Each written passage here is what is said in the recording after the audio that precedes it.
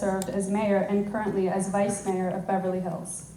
Most recently, as an executive at Paramount Pictures, Mirish oversaw international theatrical sales. His dedication to politics extends beyond Beverly Hills. He recently penned an article on the Iran deal for HuffPost. John Duran has served on the West Hollywood City Council since 2001, including as mayor. John is an attorney and fierce advocate for LGBT rights, civil rights, and Latino causes. Mona Iman is an Iranian-American Baha'i currently living in Los Angeles. She is deeply involved in her community and plays an active role in building bridges between Baha'is and others. Ruzba Farahanipur is an outspoken Iranian dissident who has been living in the US for the past decade under political asylum. In Iran, he was a journalist and student activist, both of which landed him in regime prisons. He is an author and a leader in a variety of initiatives to bring change to Iran, as well as a neighborhood council leader in Westwood and West LA. Shahrukh Afshar, or Pastor Shah, is an Iranian Christian pastor based in Los Angeles, also overseeing Iranian and Persian-speaking congregations in the US and abroad. He is also an author, a blogger, and a teacher. He has spoken at numerous events around the country. Before we get started with questions, I'd like to turn it over to Sam, president of the board, who will share an update on the Iran deal sitting before Congress. So thank you, Chanel. And before we hear from this distinguished panel, I wanted to give some thoughts and just some analysis of the Iran deal itself. The focus of the event has shifted as we get closer to this vote, and more analysis has been done, and probably for some of us it's been overkill. And later this evening we'll also be hearing from Congressman Sherman, who's on his way, and he'll give you up-to-the-minute analysis in terms of the deal, strengths, its weaknesses, and what life would look like in the next couple of weeks in Washington, D.C. I've spent a lot of time analyzing this deal. I've spoken around town, so I wanted to just, for those of us who share our concerns up here with respect to the deal, with respect to Iran, I wanted to just boil down to a few thoughts, some takeaways for all of us when we go out and speak to others. We really can be an advocate in terms of urging our Congress members to oppose this deal or potentially in the future enforce the deal vigorously by knowing the facts, but doing it in a very succinct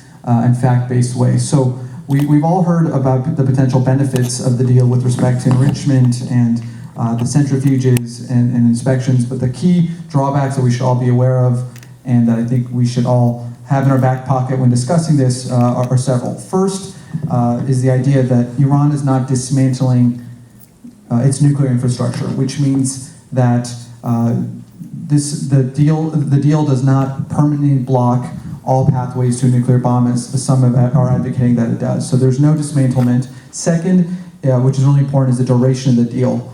The deal expires in 10 to 15 years, the various restrictions do. So even if Iran complies with the letter of this agreement, and at the end of the day, this is only a contract, and it's only as good as a contract, in 10 to potentially 15 years, when the restrictions expire, there's nothing that stops Iran from sprinting to a nuclear weapon, and because of the various aspects of the deal, they'll actually be very close to a nuclear bomb at that point, because they'll be able to continue enriching, it'll be able to continue to do research on its advanced centrifuges. There's no dismantlement of its infrastructure. Third is this idea of inspections. We hear that this is a robust inspection regime, but as we hear more about it and dig into the agreement, we've learned about the fact that at some sites, our international inspectors will only have, will not have anytime, anywhere inspections. We'll actually have to request access to certain sites, and after that request, Iran would have 24 and potentially another 30 days beyond that point before anyone enters any such suspect site. Fourth is the idea of what happens if Iran breaches, and the president has said that sanctions will immediately snap back, but we've learned that that's actually not the case. There's several key drawbacks, being that there's no definition of what would lead to the sanctions being immediately snapped back. There's no definition of what a significant non-performance would be, which is the key term. Also, all contracts entered with Iran before the snapping back of sanctions would be grandfathered in. So potentially there's no economic consequence for Iran entering into the deal and then breaching it. And then there's two other very troubling aspects. One is just the amount of money that Iran stands to obtain from the deal. We've heard varying amounts between 50 and 150 billion dollars in immediate sanctions relief, which Iran would obtain in the next 6 months after it meets certain minimum criteria. And then finally, its military benefits to Iran. The arms embargo in terms of conventional weapons would be lifted in 5 years, and ballistic missiles, which are intercontinental ballistic missiles, which Iran already has the missiles to reach Europe and the rest of the Middle East. These missiles would reach potentially the United States, and that is lifted after 8 years. So those are some key points for all of us to know about, and we'll likely hear more about it from Congressman Sherman in a moment when he gets here. But what's really exciting about this panel, and Chanel will take over in a moment, is that we have a broad range of very smart, very engaged people from various aspects of the Los Angeles community who've thought about the Iranian regime, what the future holds with the Iranian regime, and also what this deal means for America, for the Iranian people, and for the world. So with that, Chanel. Yeah, so I'll go ahead and get started. So my first question is for you, Ruzbeh. In some of the conversations that we've had, you've mentioned that the Islamic Republic simply cannot be trusted, even if the president is a so-called moderate. What are some of the main reasons that you're an advocate for complete regime change instead of just reform?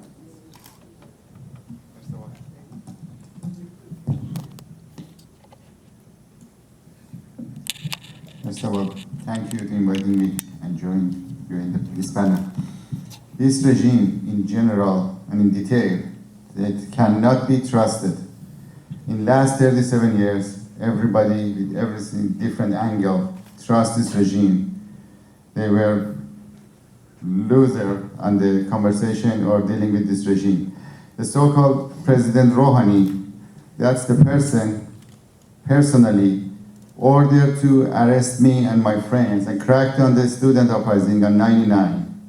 And in other speeches, he mentioned many times that the only verbally, when the people chanting "Death to America" is not enough. They need to change it from the verbal to actual and physical actions. So if that's a moderate president, we don't need to talk about the hardliner, or we don't need to talk about the Islamic Republic supreme leader. The only option we have, change the regime in general. In the apartheid regime in South Africa, what was the alternative? When the sanction get tighter and tighter, real sanction, they show all of the corruption side of the sanction, the regime in South Africa get dissolved, and everybody see the South African people, they got free. Thank you. And Mona, for you. So just to set a little bit of context for anyone here who might not be too familiar, can you tell us a little bit about the Baha'i community in Iran, and what's the legal attitude of the Islamic Republic towards them, and are they able to practice and worship freely? Yes, thank you. Thank you, first of all, thank you for having me. I'm just to be clear, I'm not here to talk about the merits or drawbacks of the deal, but I'm so happy to be able to share a bit about the Baha'i community in Iran. The Baha'i community in Iran, first of all, it's a religious community that was born in Iran about 170 years ago. It's now all over the world. There are at least 300,000 Baha'is in Iran. It's the largest non-Muslim religious minority, and sort of that census number is from about 30 years ago. That's the most recent official numbers that we have. But the Baha'i community in Iran is one that has consistently worked towards improving the conditions of the people in Iran, and yet faces extreme persecution since the inception of the faith. It began in 1844 with the coming of the Bab, who heralded the founder of the faith, Baha'u'llah. And the main sort of tenets, if I can just give a brief, as you asked, a brief background, the main tenets of the faith are surrounding the concept of unity. So Baha'u'llah came to teach the equality of all peoples, the elimination of prejudice based on race, religion, The Baha'i faith is the first religion to state unequivocally that women and men are equal in the eyes of God and should be equal in opportunity. And the Baha'i faith is unique in Iran in that it's not sort of pursuing political power, and yet it faces grave threat by the legal system. So within the Constitution of Iran, as I mentioned from the inception, Baha'is have been persecuted even within sort of the monarchical regimes before the Islamic Republic. However, in the current Constitution, Baha'is are not given any legal status. So where there are 3 minority religions that are recognized within the Constitution, including the Zoroastrian community, the Jewish community, and the Christian community, although they are also suffering persecution, the Baha'is are not recognized at all. And what this means is that the enjoyment of any sort of basic citizenship rights, civil rights, is conditioned on religious identity, and that means, of course, that the result is persecution on religious grounds. Thank you. You mentioned the Christian community, and so I want to turn it over to Pastor Shah. It's definitely a shame that Iranian-American pastor Saeed Abedani is still in prison in Iran under the charges of conspiring against God. Has the situation for Christians improved during Rouhani's presidency, as was promised? If I may give a little bit of background.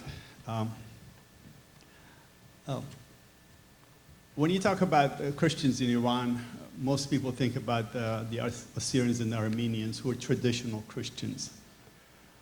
Today I'm representing a lot of us who, like me 40 years ago, long before there was Islamic Republic, who decided to leave Islam and follow Jesus Christ as his Lord and Savior.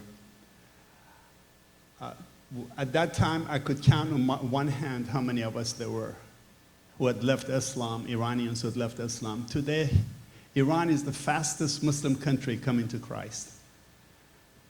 There are about 1 million of us right now. And that is very shameful to a government that's supposed to be the Islamic utopia.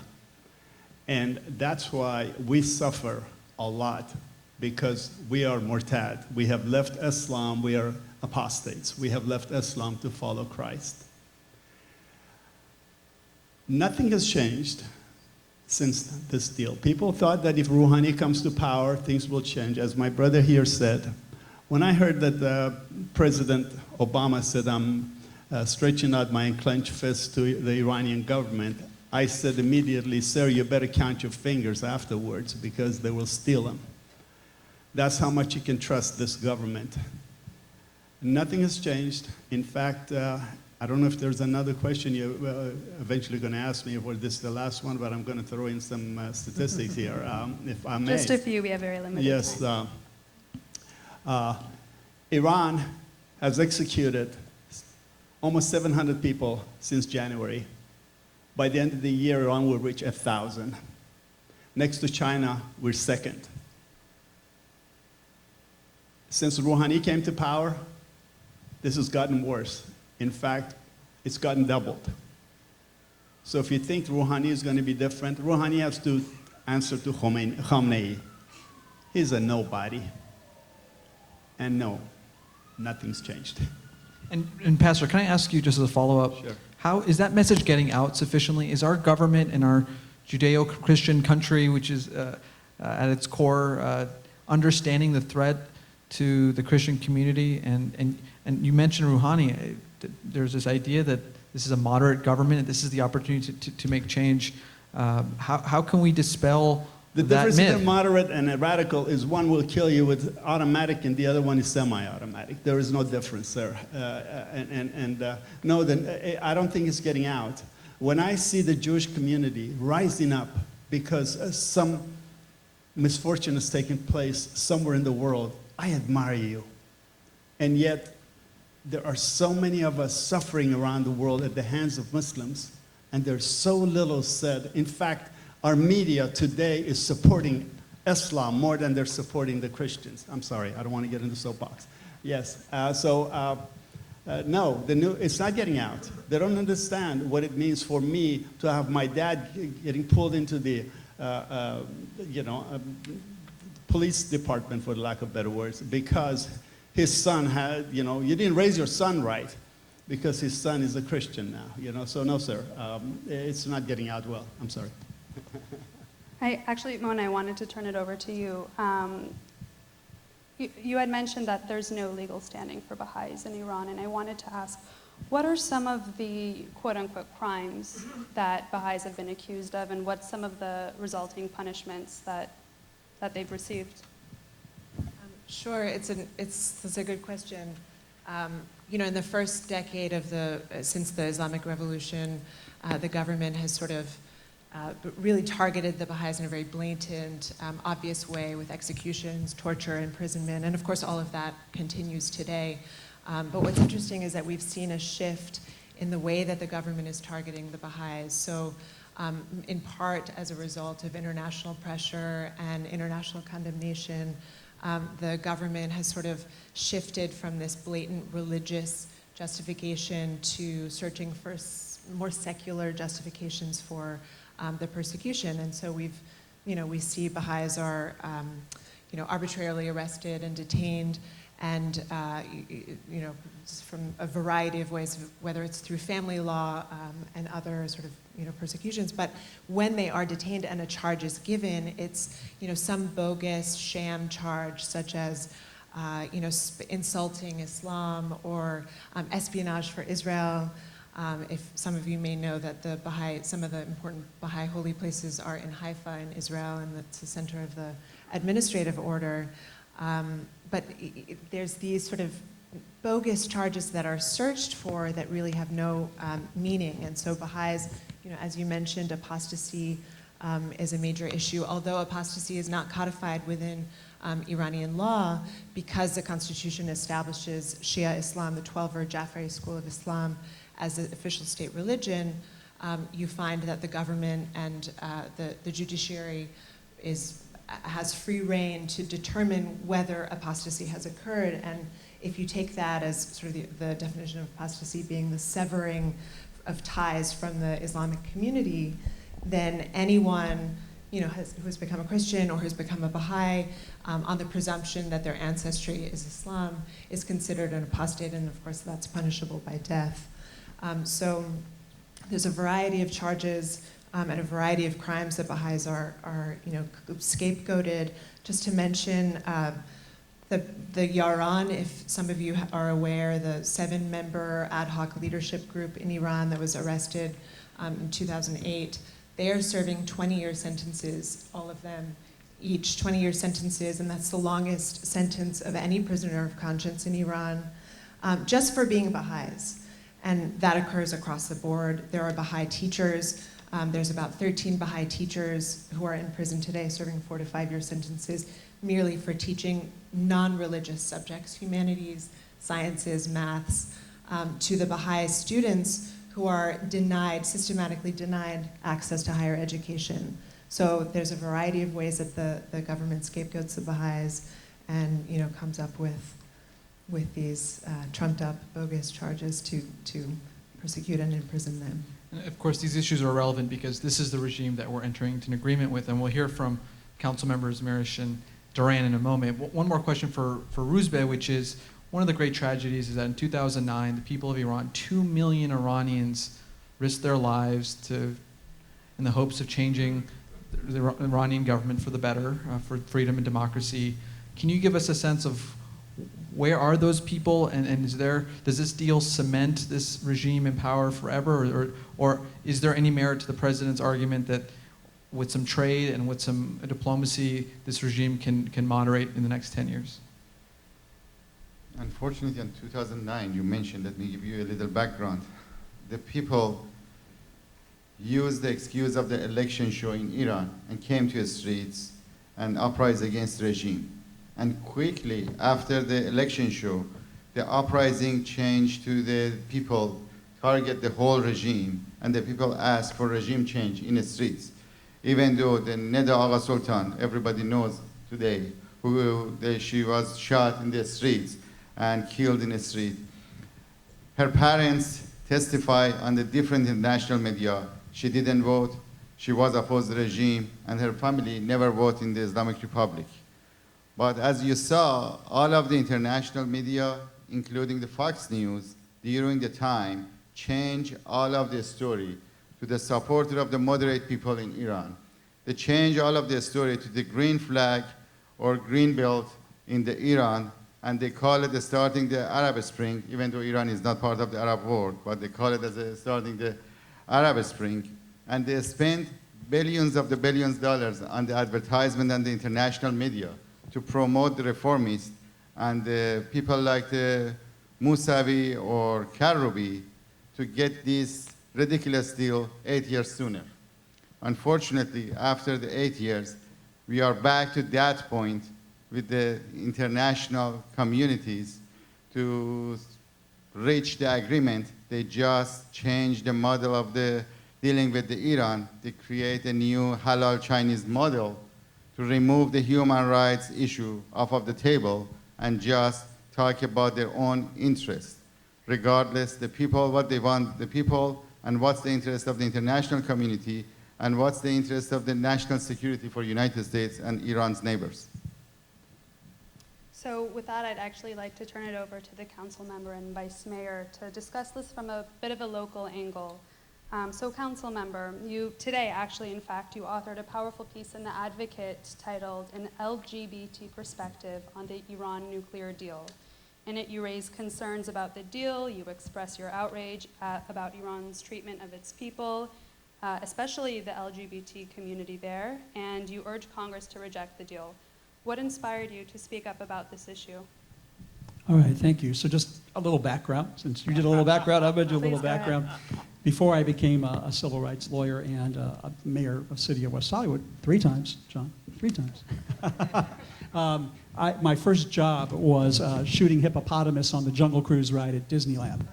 And there was a young woman who got hired at the Tiki Room who was this beautiful, beautiful, dark-haired, dark-eyed, kind of like you, but in female gender, who got hired at the Tiki Room. And I walked up to her and started talking to her in Spanish, and she looked at me funny. And I said, oh, I thought you were Latino. She goes, no, I'm Persian. I said, you're from Iran. She goes, oh, this is 1979, by the way. She goes, oh, no, we go by Persian. And I thought, well, that's just crazy. We became fast friends. And we would go out together, and wherever we went, I would say, she's from Iran. And she would say, he's gay. And then we'd see who got the most uncomfortable. You know? So that's my early introduction to the Iranian community. My friend Shada Soleimani, I'm still in touch with her today. She lives here on the west side. We've been friends ever since. One of the things that the LGBT community has learned over the last 30 years is what happens when you deal with religious extremism and fundamentalism. We have been the targets and have suffered greatly under religious zealots in this country. And it's really hard to talk to religious zealots because if you don't believe in the theory of evolution and you actually think the world was created in 7 24-hour days, we have like nowhere to go logically or rationally. It's really hard to talk to people who are so strictly adherent to what they believe to be the truth without any room for anything else. The difference is our American Ayatollahs, as I call them, we never gave them a nuclear warhead. To drop on the Castro or West Hollywood or the Greenwich Village. We never really empowered them as a country with the ability to have control over mass weaponry. In Iran, the current regime, in 2011, there was a story about 3 gay men that were hung from construction cranes in the middle of the town square for being gay. What was really unique about this was it was the first time that Iran acknowledged that they had put somebody to death for sodomy. Because normally, gay and lesbian people were accused of being drug dealers, or traffickers, or rapists, or murderers, because, as President Ahmadinejad said, they didn't have any gays in Iran. So they couldn't acknowledge that they had any gays in Iran, but they just put to death a lot of, drug dealers, murderers, and rapists who happen to have a great love of art and ballet. But, that was the way they kind of got around that we don't have any gays. They would just execute for other reasons. In my city of West Hollywood, we have construction cranes up and down Sunset Boulevard right now. I know, please don't complain.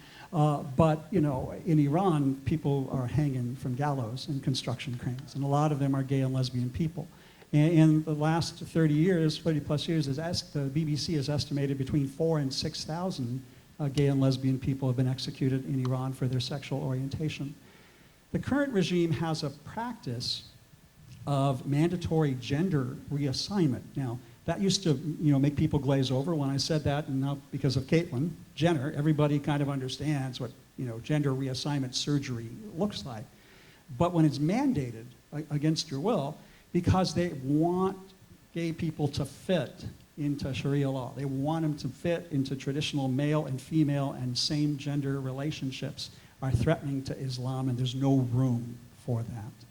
So I think that the LGBT community, we have some experience in this, and that's what I wanted to highlight. Now, I'm a liberal Democrat in West Hollywood. I was an early supporter of Barack Obama. I still love my president.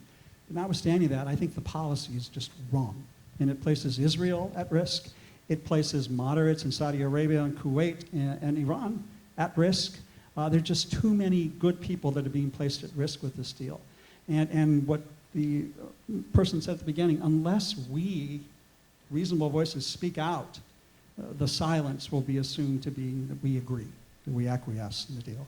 So yes, I wrote an op-ed piece in the National Advocate today. It's interesting, most of my critics are coming from the political left, not the political right. But that's okay, it's okay. I just want to make sure that we get all these voices out there as we begin to lobby Congress in the coming weeks. Well, thank you, Councilmember. On that point of speaking up, Vice Mayor Mirisch wrote a very powerful piece in the Huffington Post this week, raising actually some of the very same issues that former mayor and council member Duran raised about the hypocrisy of those who are some of the loudest advocates for LGBT rights, also happening to be some of the loudest proponents of this deal. I wanted to hear your thoughts, Vice Mayor, about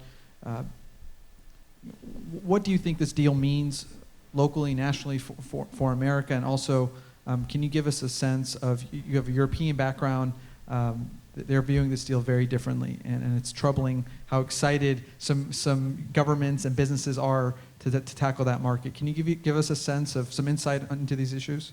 Well, actually, in the article, I linked to a Swedish article about the Swedish Iranian Chamber of Commerce that a couple days after the deal was announced, and one of the largest Swedish newspapers wrote, "Wonderful opportunities for Swedish companies."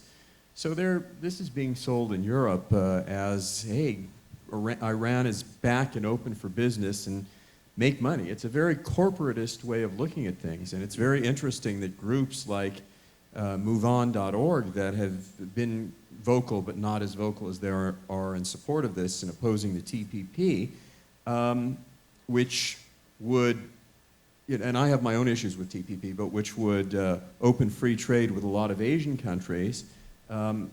Specifically in that deal, they oppose it because they say that Brunei is included in it. And Brunei recently adopted a law that would have penalized gays by stoning.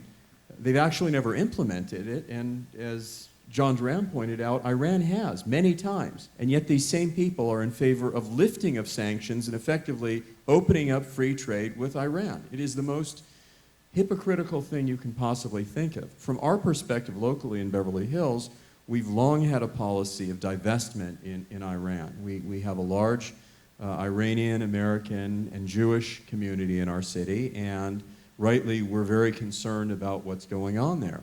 And that policy had absolutely nothing to do with the fact that Iran was considering getting nuclear weapons. It had everything to do with all of these human rights issues, not only which are not going to go away after this deal, but which are probably going to get worse because, as you pointed out, the regime is going to have $100+ billion of excess funds on its hands. And that's the problem with the deal. It's not comprehensive. You can't as the Obama administration has suggested, well, we're going to retain all other options on the table to deal with this non-nuclear behavior. Well, really? I mean, once you've opened that door and allowed companies to do business, once you've released the money, it would seem, in theory, they could say, yes, okay, and now we're lifting the sanctions, but we're actually now going to reimpose the sanctions because you're still killing gay people, because you're still supporting regional terrorism, because you're still threatening Israel's existence. Well, that's not going to happen. Effectively, any deal that's not comprehensive is a deal that has its fatal flaws. And I'm glad that there are representatives such as Representative Sherman who have seen through that and who are willing to do the right thing despite the fact that the party line says you need to support the president. And we're very fortunate that Congressman Sherman has walked in. I'm going to fill you in on what you've missed, Congressman Sherman, because this really is a very, it's a different panel, it's a different set of perspectives. We've heard from my far left, from Rouzbeh Farnipour, who is a prominent dissident from Iran, who's now a prominent civic leader in Los Angeles, talking about what dissidents in Iran feel about this deal and what the future of Iran is under this deal. Pastor Shah talking about the Christian community and how it's suffering under Iran and that there's no relief under this deal. Mona Imam from the Baha'i community sharing her concerns of the continuing persecution of the Baha'i community. Vice Mayor Mirish from Beverly Hills sharing his views after writing a very powerful piece in the Huffington Post, and Councilmember Duran from West Hollywood approaching this from an LGBT perspective, in which he wrote a piece in the National Advocate today. And we have a few more questions before we hand the podium to the Congressman. You mentioned your criticism, John Duran, from your political left when you were willing to raise your concerns about this deal and urge Congress to oppose the deal.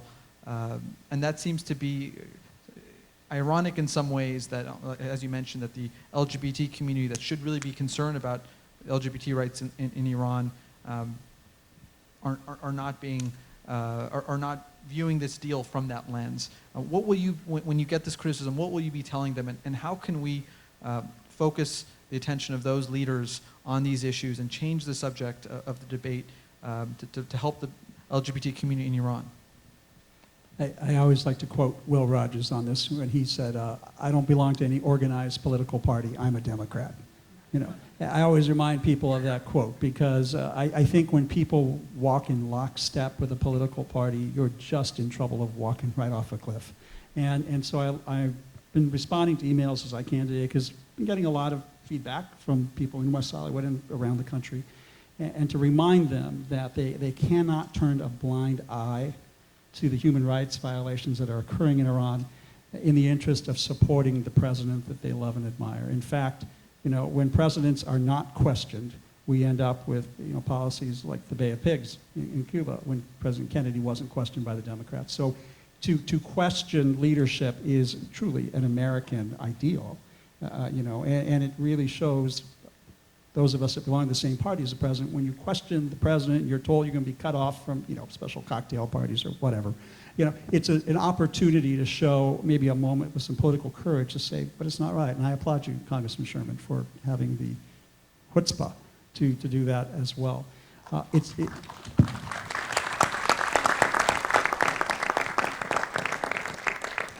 I think when I redirect people's attention, because, you know, it's true, because of the great influx of immigration of Iranians into Southern California, the West Side, there are a lot of LGBT Iranians hanging out at the Abbey in West Hollywood. You know, they're mistaken to be Latino like me, but, you know, when they start to speak Farsi, it's apparent that, you know, they're not from the east side of LA.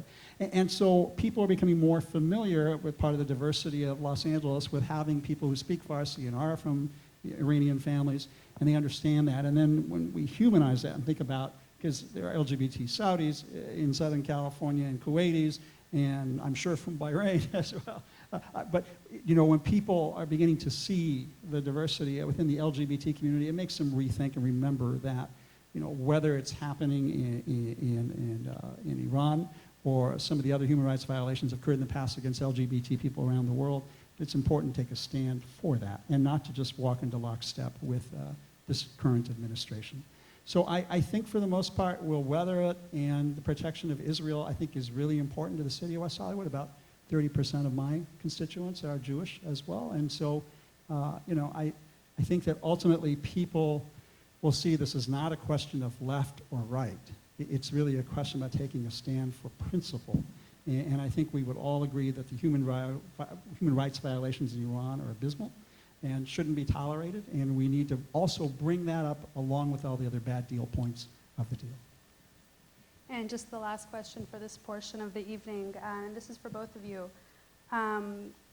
Where do we go from here if the deal does pass? How can we continue to put pressure on Iran to see that there really is a change on human rights issues in Iran? And specifically, City of Beverly Hills, and I don't know if the City of West Hollywood has also enacted divestment legislation in connection with Iran. 3 years after was very involved at the state level, working with in Sacramento to pass insurance, pension fund, and ultimately contracting law divestment legislation. Is there a role for local governments and the state government? Because this is not a treaty legally, it's not does not preempt our rights at our level. Is there anything that we can do creatively at the local level? Well, our divestment policy is going to stay the same until and unless the human rights situation improves, the support for regional terrorism ends, and the threats to Israel end. And I think quite practically, unfortunately, because this deal opens up Iran for doing business with companies, right now there are not a lot of companies that actually do business with Iran, so it's probably not so difficult to divest. I think we're going to have to be very careful and rely on people throughout the community to get lists of companies that actually do invest in Iran so that we can be careful to make sure that our divestment policy is being followed. Beyond that, we're involved with local government, but I think that we know this is important to our constituents, and I think that each and every time there is a human rights violation, we can point it out the way we have in the past. And again, when there's a boycott of the Beverly Hills Hotel because it's owned by the Sultan of Brunei, who has on the law, on the books that threatens gays with execution for being gay, and you have a country that doesn't just threaten it, but actually has done it, I think you can point out the hypocrisy of people who are boycotting the hotel but who support the opening of, or support this deal, which would actually benefit Iran in terms of its business abilities and opens Iran for business. It's quite hypocritical, and I think we need to be very outspoken about our views on that. Again, especially some of these groups like MoveOn.org, which are really taking positions that are completely self-contradictory. They can't and must not ignore the human rights situation, not only for gays, but obviously for dissidents, for Christians, and for the Baha'i, as well as the Jewish community. And the only thing I want to add is September the 8th, some of the people in the audience I talked to earlier tonight, we're all flying to Washington, D.C. to lobby. My member, unfortunately, has already said he supports the deal, Adam Schiff. But I know a lot of the Latino